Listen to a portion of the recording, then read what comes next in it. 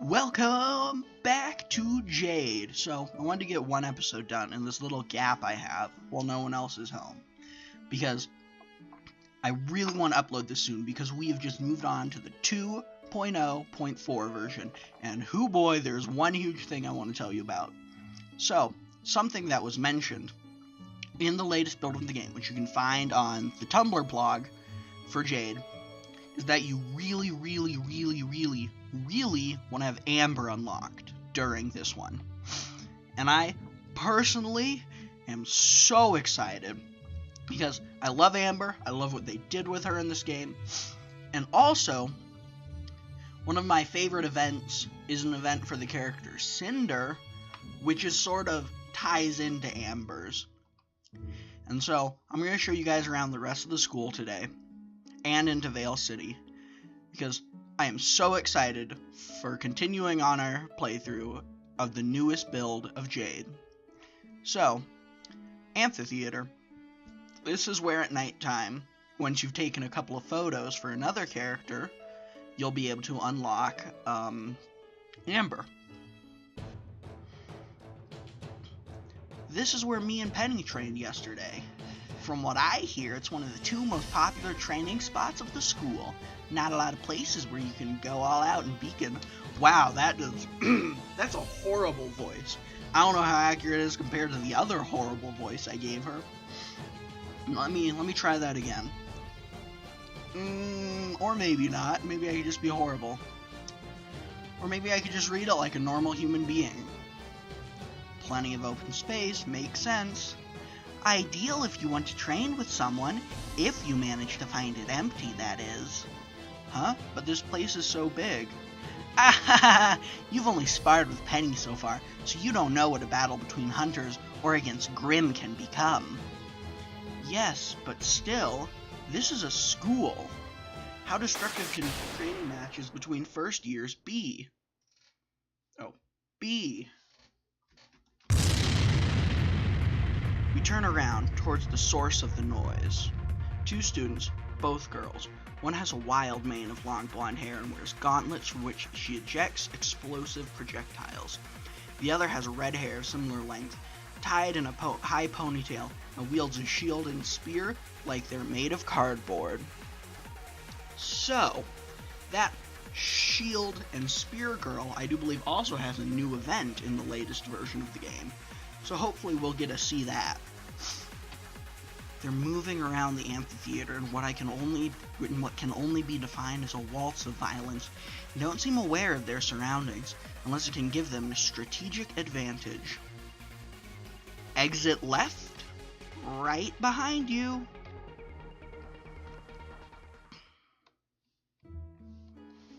Alright, let's move on to the classroom. We'll be able to improve our combat here later. Here's a classroom. You're going to be spending a lot of time in here. Considering I know next to nothing about Remnant, that's a safe assumption. What do you mean you know nothing about Remnant? Crap, forgot we hadn't told Evelyn about my situation yet. Then again, since we're going to have to be teammates, oh screw it, it's not like she'll think I'm weird. See, the truth is...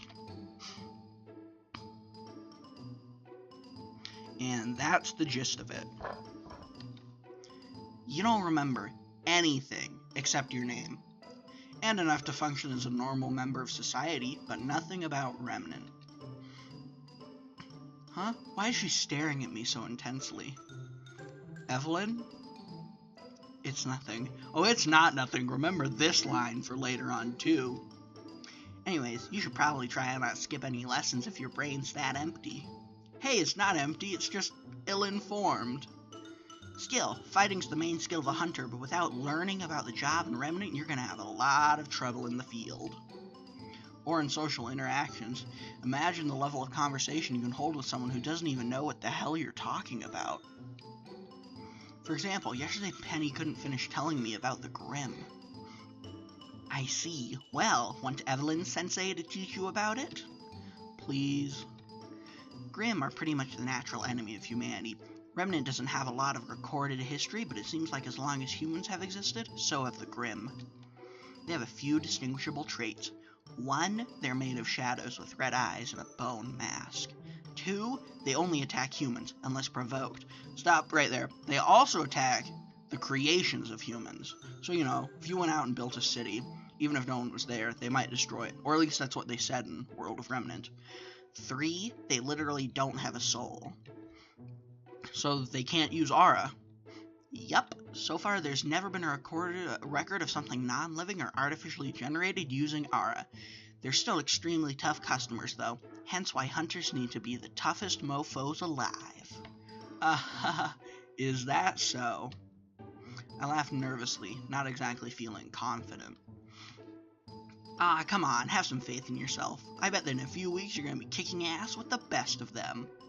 Maybe in the first year. Well, let's go. Wait, before that... Evelyn suddenly raises the rim of her top hat and sticks her left hand in it. When she pulls it out again, she's handing me an electronic device, identical to the ones I've seen people use in Vale and Beacon. This is a scroll. I think it'll be a big help to keep track of all the new stuff. Is this your scroll? Nah, I got mine in my pocket. This is a spare one I, found. Do you always carry around spare scrolls in your top hat? Nope, so count yourself lucky, mister. If you ever need to access your notes, you just have to tap the icon in the upper right corner of the screen.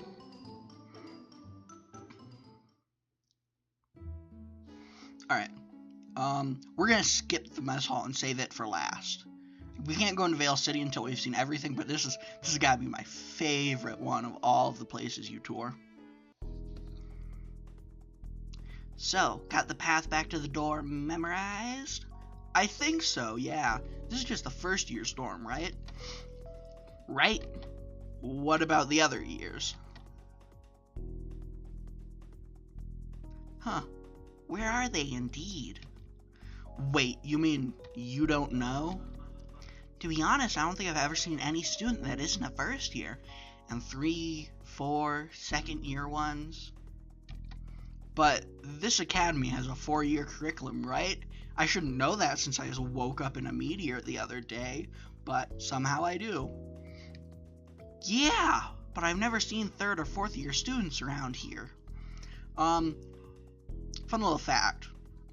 Students, even first years, wind up going on missions out into Grim territory. And sometimes they shadow huntsmen, sometimes it's clearing missions for the older students.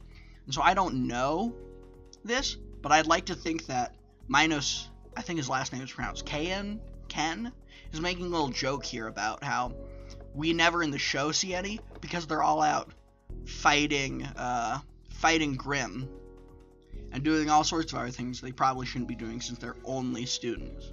But I don't know that for sure. That's my little theory. I'd like to think he's making a little rib at the creators of Rooster Teeth, who made Ruby. That sounds very unlikely, almost impossible.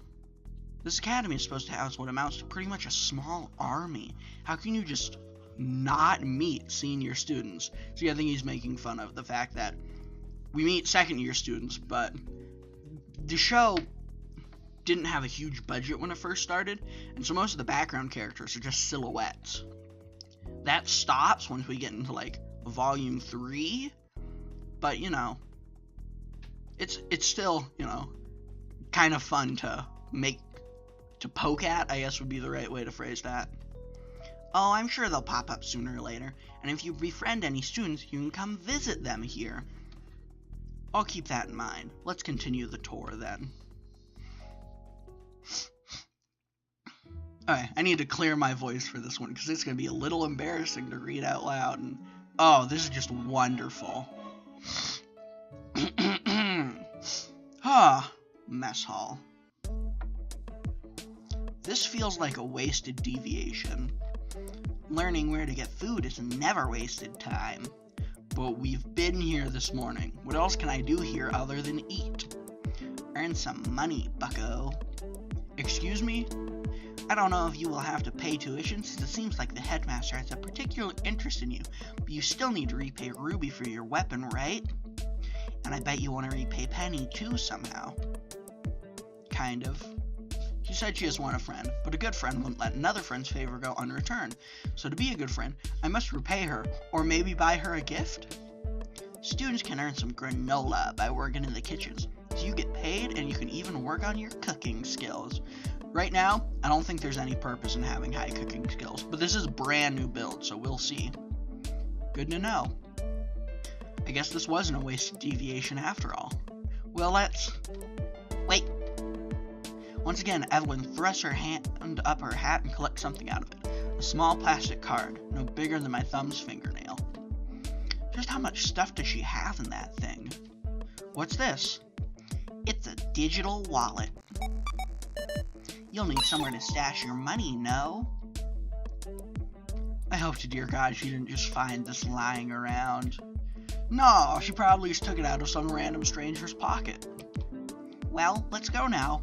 Evelyn readjusts her hat on her head, taking care to leave one of her ears hanging out. Okay, here we go. Can I ask you something? Sure, shoot. Isn't it uncomfortable to wear those ears while also wearing a top hat? Remember, we fell from a meteor, and we have no memory. Wear my ears? Yeah? Oh my God, you think these are fake? What do you mean I think? No, she can't. She's joking. She can't be serious. You're pulling my leg right now, aren't you? Come here. She comes closer and grabs on my right hand. Then she slowly brings it to her exposed ear. Oh my God. As my fingers come in contact with it, it does feel like real fur. It's so soft and velvety and warm too, like a living thing. Oh God, I just felt it twitch. See? Incredible. I keep running my fingers on the edges and gently trace the leather-like skin on the inside. It's actually reminiscent of the feeling of a rabbit's ear. That's enough. No? I find myself also bringing my left hand to the exotic appendage, rubbing my left palm on the furry side to caress it softly. Hey, knock it off! My right hand slowly descends to, I said knock it off! I start to stumble as I'm suddenly shoved in the chest. Evelyn jumps back and brings her hand to her ear as if to try and hide it from me. Believe you me, that is not the most embarrassing thing I'm gonna read over the course of this game. Hoo boy. Her face is scarlet as she looks back at me, and she's breathing more heavily than before. Oh, sorry. What's the big idea, playing with someone's ear like that? Oh, right, I bet those are pretty sensitive. Sorry, I got carried away by the novelty and softness, and... My ears are awesome, I know, but try not to get so carried away next time, especially in public. And this is the part where you remember, you're in the dining hall of a school. Yeah, there's hardly anyone in the mess hall at this time, but those who are here are staring. I will, sorry. Good, let's go then. Hey, what the hell did she mean by next time?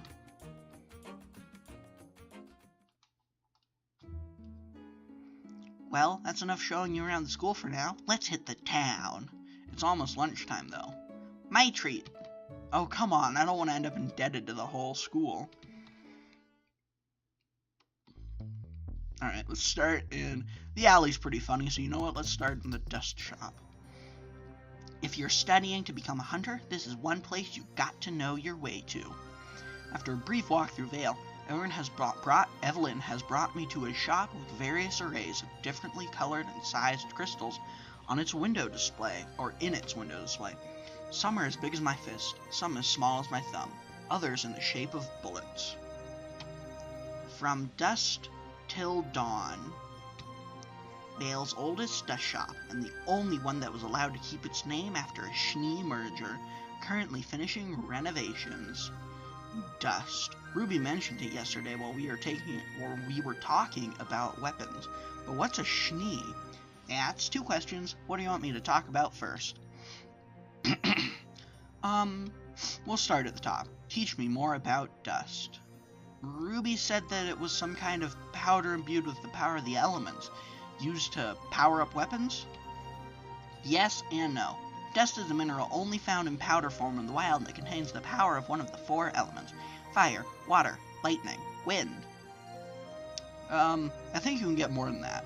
There's more than just those 4. There's a force fire crystal we'll see in the future. As in force and fire, not force fire. But it's not just used to power weapons. Most of Remnant's technology is based on dust, in one way or the other. The most common way to use it is to fight is bullets and crystals. You can also imbue your clothes with dust, but that was more common in the olden days. Or stick it straight in your body if you're nuts. That sounds very versatile and cool. And very important, hunters can do some pretty cool stuff with just aura and semblance, but it's how well you use those and dust together that sets you above the rest. And it also gives normal people a fighting chance. Not everyone is a student at a combat academy, but almost anyone can learn how to fire a gun. Moving on, what's a schnee? Well, I mentioned a merger. What do you think that is? Murder is when 2 businesses become one, right? I don't know how I know that because I fell from a meteor, but yeah. So it's not a schnee, but the Schnee Company? Biggest dust traders in all of Atlas and one of the most powerful organizations in Remnant. They own close to 75% of all operations concerning dust in Remnant. Extraction, refining, wholesale, retail, they got it all. It's a family business, and since the 2nd generation came into power, they got into R&D too. They sound important and powerful, but their business practices are not all exactly ethical. Yeah, you don't get to the top by playing fair. Typical. Power corrupts, and money is very powerful. Sorry, accidentally hit right click. So I guess it's better not to cross them. So I guess it's better to not cross them. That's the most sensible thing to do, yeah. I like to cross them as much as I can. I should be surprised, but I'm not. Maybe though it's related to something more than Evelyn's eccentricities. Thanks for the information, Evelyn. You're welcome. Oh? While we were talking, an old man has gotten out of the shop and is now sticking a flyer to the side of the door. Once that's over and done with, he opens the door of the shop and steps back inside.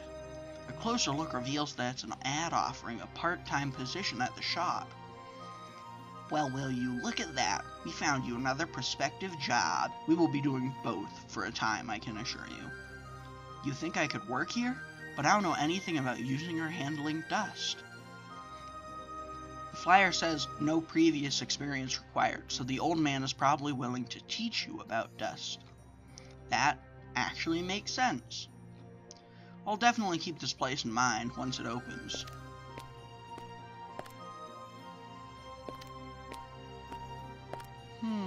My custom order should have arrived.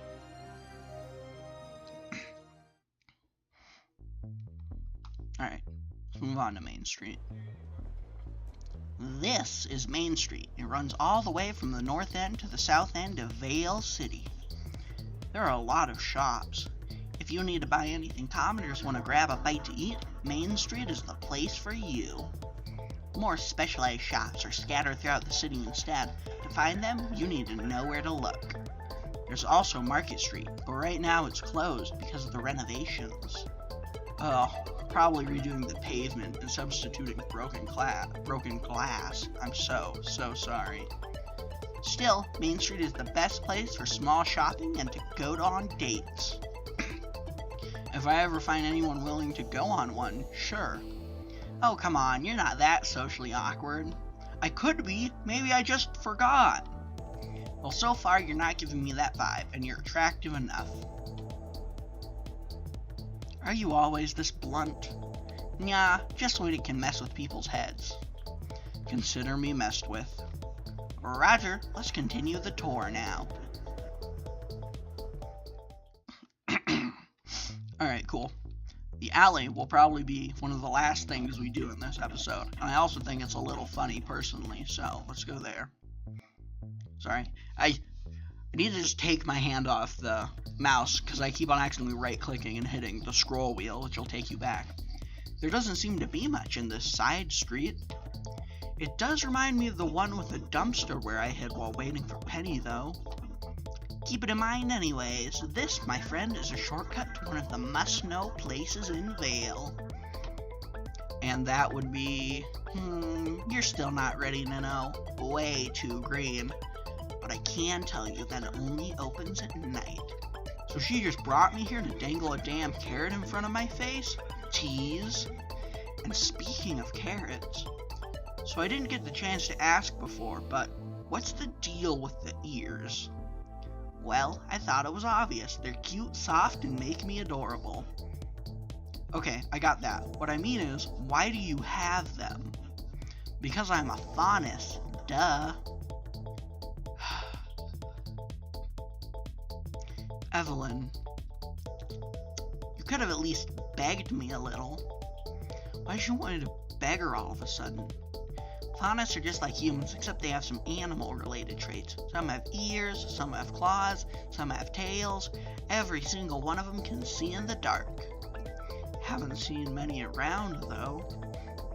Well, you haven't been in Vale that long, and Beacon is almost empty right now, remember? Faunus are not as numerous as humans, and most of them try to keep themselves scarce. A lot still prefer to live outside of the Four Kingdoms. In the middle of Grim Country? Why? Because most humans are a bunch of racist assholes, and last war we had on Remnant was about gathering up all the faunus and confining us on a fish-shaped island. You're not serious, are you? Yup, the island is called Menagerie, too. It was supposed to be a gift after the Great War, but not everyone fell for it. That's a dick move if I've ever heard of one. But why? I mean, are faunus dangerous or something? No more than humans nowadays. When it was all rocks and loincloths, we might have had a slight advantage, but then why? Long story. I have a theory or two, but we have a tour to get back to. Make a note in your scroll about it. Cute Bunny owes me a history lesson. You're actually making a note about it? Sounds important. Ah, what a good student. Evelyn Sensei is pleased. Glad you are, I guess.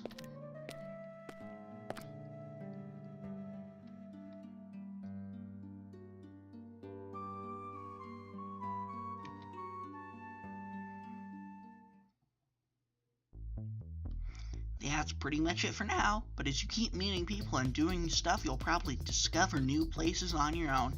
So, new things, sorry, I hit the scroll wheel again. New things aren't going to be popping up. But an important thing to note is, depending on where you are at the right time of day, you can get events on Saturdays, events on Sundays, and those are mostly character events and story events. And sometimes story events will happen throughout the week too. But also, what was I going to say?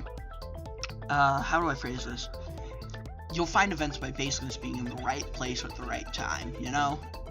And the amphitheater at night is one of those very important places. Almost sundown. Want to do anything before going back to Beacon? Well, there is one thing.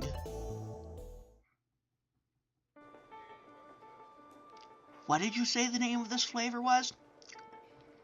Neapolitan, a delicious patchwork of strawberry, vanilla, and chocolate for the price of one flavor. This is good indeed. I wonder if I've tried this before but only forgotten about it. Heh, I just had a fun thought. What is it? If I already tried this but forgot about it, I'm the only person alive who experienced eating Neapolitan ice cream for the first time twice. So unfair. Also, you're already able to joke about after 2 days? Guess Penny finding me right off the bat dulled the shock, and you've been kind of helpful too. Only kind of? Okay, maybe a little more. Damn right. I think what Minos might have meant to put here was damn straight. Speaking of Penny, I wonder where she is. She's probably helping Ruby with your weapon.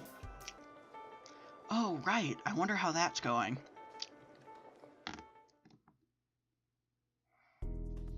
Well,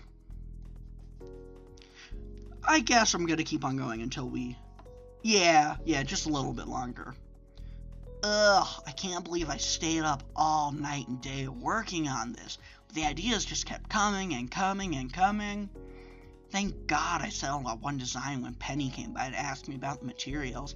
Managed to sneak in a break while she went to town. Ah, why am I doing this to myself? Ruby Rose, you should have just said no. Or you could have taken it easier. They didn't need this thing until Sunday. Whew. Hey, Ruby, still working on that thing? Hey, Yang. Yes, I am. Like a moron. I'm almost done, though. Our little pushover. Is it at least a good one? Of course it's a good one. I'm me, remember? And you're severely sleep deprived. You're sure this thing isn't going to blow up in some poor guy's face? Of course not. Well, 90% no. I see. Wah! Yang, let me down! Only on your bed, you damn whiz kid. Get some rest, and then finish working on that weapon, okay? For the sake of both the user and keeping your record clean of accidental manslaughter. Well, look at Miss Property Damage preaching. That's different. I was in total control of my mental faculties when I trashed that club. Stop being proud of criminal charges. When you stop being stubborn and get some sleep. Cheater, blackmailer. I bet Penny doesn't have to put up with this kind of stuff. People forcing her to be a responsible sleeper.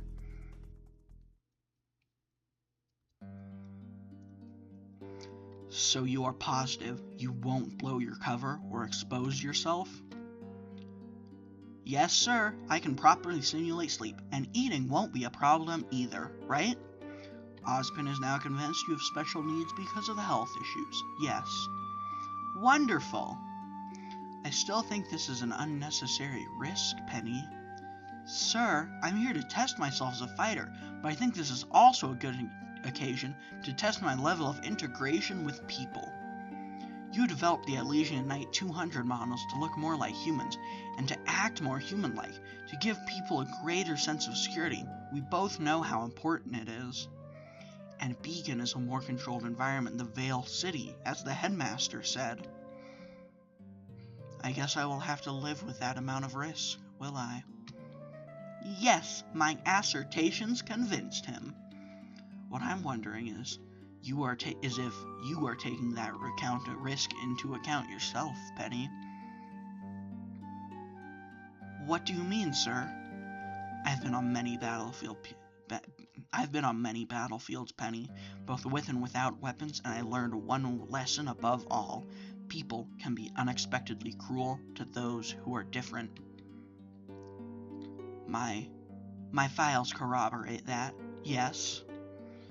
We had a war because some of us wanted to suppress individuality, another because some thought of those with animal traits as lower than even animals, unnatural.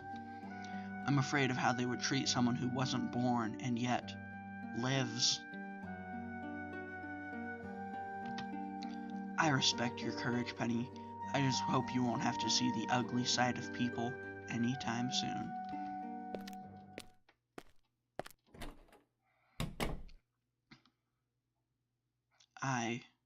I will be careful. They will never find out. They won't.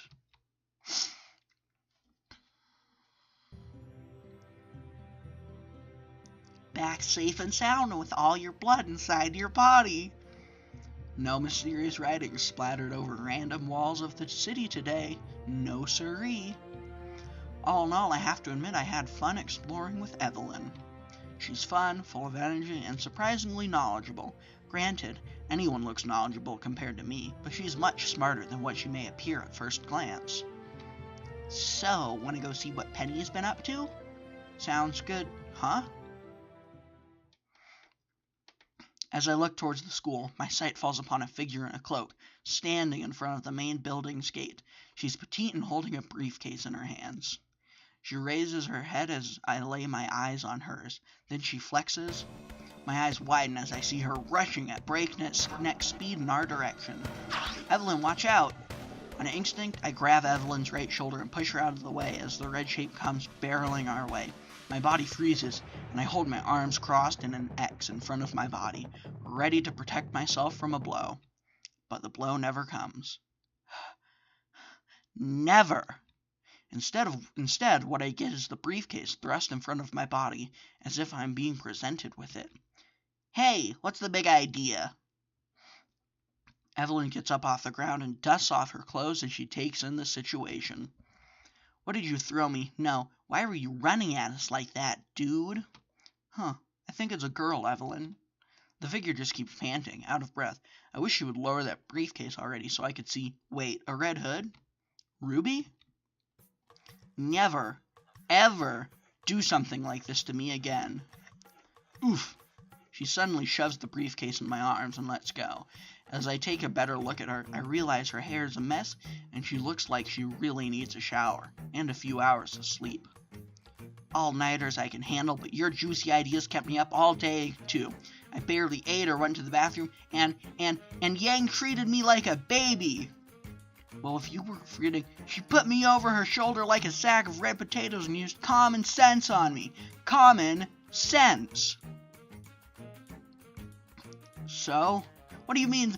Oh, right. You don't know, Yang. Well, suffice to say I felt dumb and helpless, and just a little bit grateful because I really needed my sleep, but still. Okay, got it. I won't ask you to build me a weapon ever again. Although technically it was Penny who asked, but I'm the direct beneficiary here. Good. Now you're going to gaze upon its perfection? Her gaze falls on the briefcase, and mine and Evelyn's follow suit. My weapon is complete. You completed it in less than 24 hours? Yeah, I'm awesome. Open it! I want to see your face!